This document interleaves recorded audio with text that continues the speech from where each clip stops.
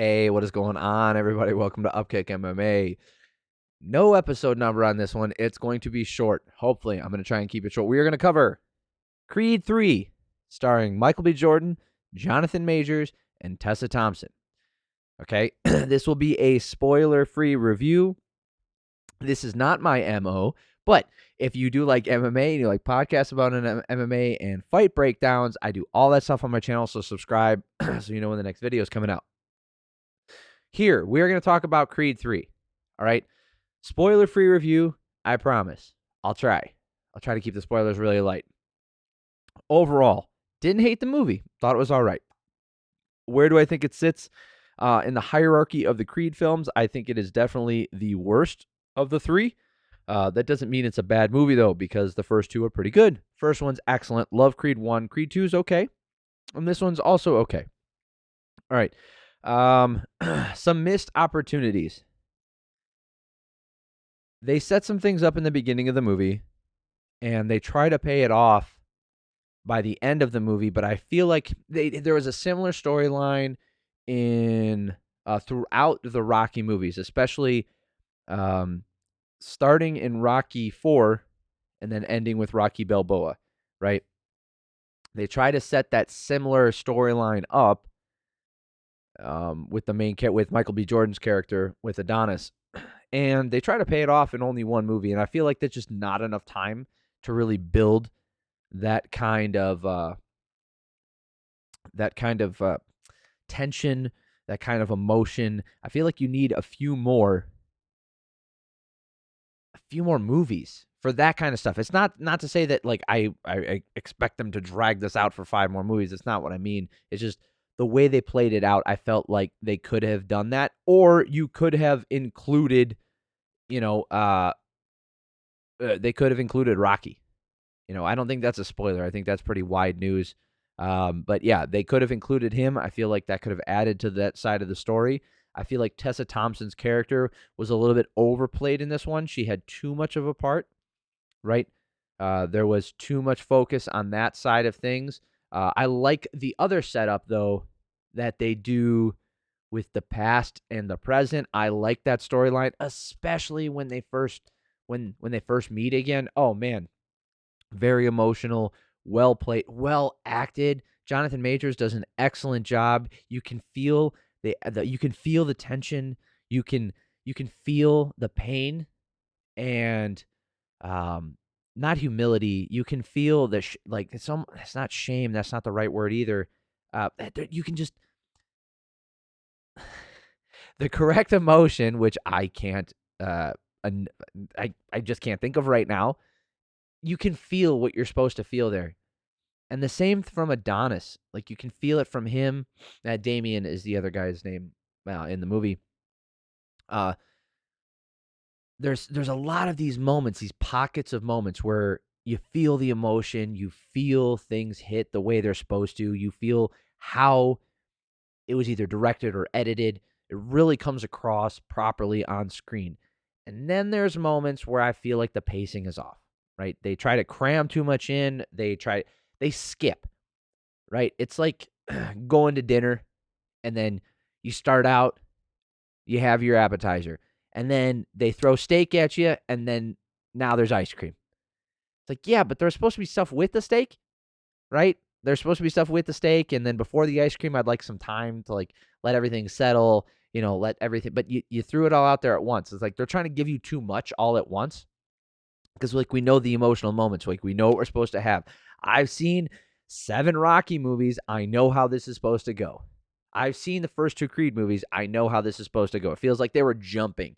They're like, here's point A, point B, and point C. Like they didn't fill it out the way they did. So like point B even was kind of light hitting, and then point C comes in, so it doesn't hit as hard the way it's supposed to. I'm trying to be really careful with my words, and I'm being very general because like I said, I don't want to give away anything that happens in the movie. Another downside for me is some of the characters, like Wood Harris's character, the way he plays it in the movie. I love him as an actor. I loved him way back in the day in Remember the Titans. It's my first experience seeing him as an actor was in Remember the Titans. I thought he was excellent then. I loved when they brought him into Creed 1 and 2 as the trainer's son. I love that stuff. I think he's great for most of the movie, but he just doesn't have the gravitas at the end of the movie that you want, right? It just doesn't hit as hard when he's saying things. You know it's supposed to be like this emotional punch, this like fist pumping moment where you just like, it makes you want to get up and like start shadow boxing like the first couple, like the Rocky movies do. And the first Creed movie for sure did that. Like that emotional moment in Creed 1 where Rocky says like, and I'm going to call it. And he's like, no, you can't call it. Like, why not? He's like, I got to prove it. Prove what? That I'm not a mistake. Like that moment to this day, like those lines still hit hard. I can watch that movie 20 times and that moment still hits hard for me because it was properly paced. And I feel, again, this is light criticism because it's not like I dislike the movie. I'd watch this movie again, absolutely. But it just didn't feel the way the first two did. Like Ryan Coogler is a much better director than Michael B. Jordan. And that's not like that's like saying like you're not as good as Steven Spielberg in his prime. Right? That's not fair. Right? That's not fair to Michael B. Jordan, like in one of his first outings in a major movie studio role or major movie from a major movie studio in the directing role. That's not fair to compare him to Coogler, an award-winning director. But you can really feel it. There's moments in this where you could tell, I don't know if like I said, it could have been in the editing. I don't know who had final say. Was maybe MGM kind of pulled Jordan back out of the editing booth and said, hey, we got it from here, kid. Like, we can do this. I don't know if they did that to him. But there were moments where you can see that they set them up. Like there were like here's a great example. The training montage was too short. It was too short. And if it wasn't too short time-wise, it felt too short, meaning they didn't emphasize what was going on. They really jumped from point A to point D. They're like, here's how it started, and then here's how it's going. Like, I'm not done. I'm ready to go. Like, it's just it felt like they missed a lot of the beats that you would normally get from a Rocky movie or from the first two Creed movies, honestly. So I feel like they missed the mark with those. I feel like they just try to jam-pack too much into this movie. There's also moments where you're like, what's going on? Like during the climax of the movie, there's a long time. Like this also has happened. This is also a Rocky thing. There's it's not time dilation. It's there's a time jump. It happens in almost all the Rocky movies, right?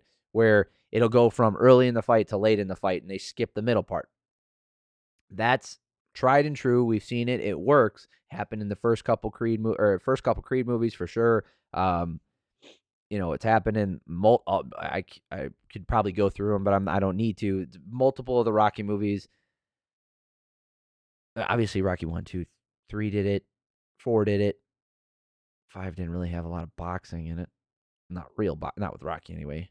And Balboa did it. So pretty much all the Rocky movies had this time gap. But they paid it off. Like they made it seem like, oh, hey, like they would have a ring card girl go by 4, or they would show the number 4 and then 5 go by. They show a highlight from a round and show it end. And it kind of gives you that feeling that time has passed. And I just didn't get it from that movie. So I wasn't able to keep up with what, like a moment would happen and be like, wait a minute, did I miss something? Like, why are we 3 years later now? That kind of stuff. So I feel like they could have done a better job doing that. Overall, do I think it's worth going to see in theaters? Yes. The music's excellent. The soundtrack's great. Here's a way I noticed that the soundtrack was great. I didn't notice it that much. It was very fitting for the scene that it was used in.